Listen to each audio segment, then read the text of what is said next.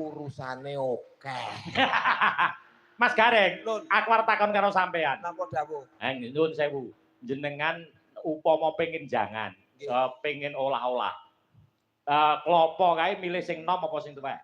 Ya mestine pilih sing nom to Pak nek dienggo olah-olah. Lah nek diki santen? Dienggo Diki santen? Nek santen sing tuwek. Nek dienggo mbothok sing nom, nek nggo nyanten sing tuwek. Nah.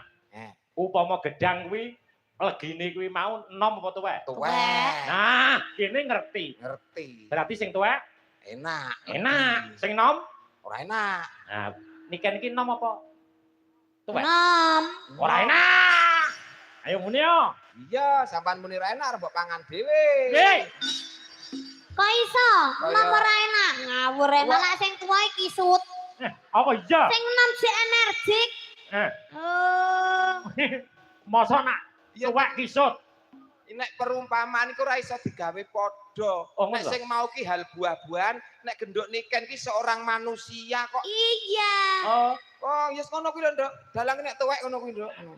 masa manusia karo buah dipadane ya ora iso. Lek pengen rujak kae ya, Pak. Rujak cingur.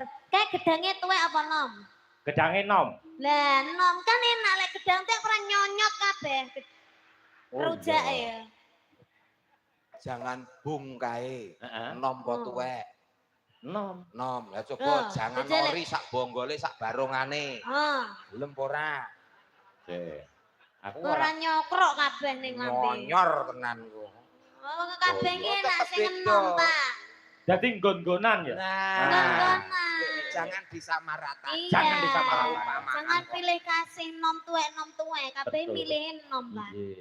Menyapa dulu Nduk Niken kawan para pamirsa. Menyapa nggih, sugeng dalu. Assalamualaikum warahmatullahi wabarakatuh. Waalaikumsalam. Sugeng rawuh, sugeng midhangetaken, sugeng mirsani pagelaran Ringgit Purwa ing dalu menika.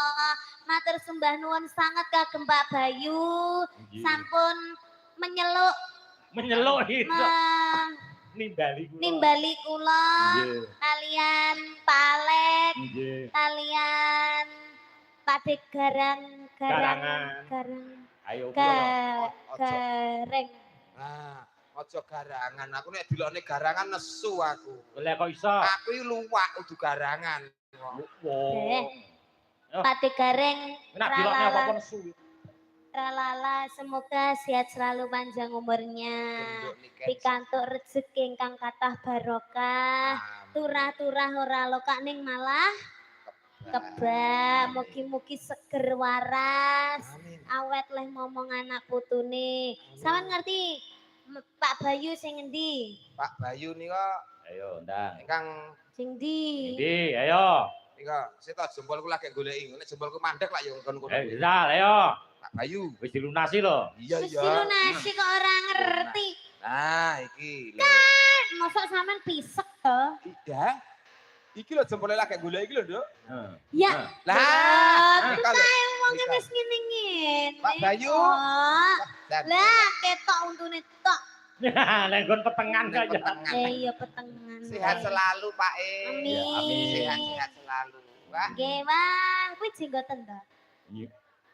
Tekon mangibadah kok, Nduk. Betul. Heeh. Kuwi jenggot. Nggih. Oh. Mbok kira apa? Lah tekan kene jero wabut kabeh.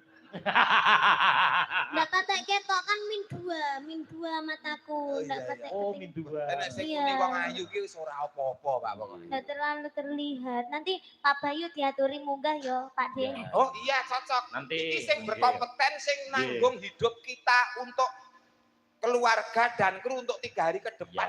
Ya, Pak. Nanti Mas Bayu, Mbak Lurah, Mbak Lurah Seguan ke parang nikah. Nggih, Nembang sik, Nduk. Nggih, nembang. Sing diantu-antu marang sagung para pamirsa. Kadang YouTuber semono uga Nduk didongake sehat selalu. Nggih, amin. Lancar. Menika saking Jawa Tengah ugi kepo atas sangat. Oh, nggih, enten sing saking Sragen niku bapake selalu hadir setiap Niken Salindri pasti hadir. Ya, Pak. Sehat selalu, Pak. Janten elok nika. Elok. Nggih. Iya. Monggo niki kula atur. Kayak nabrak kene ra yo? Apa toh? Nabrak piye toh?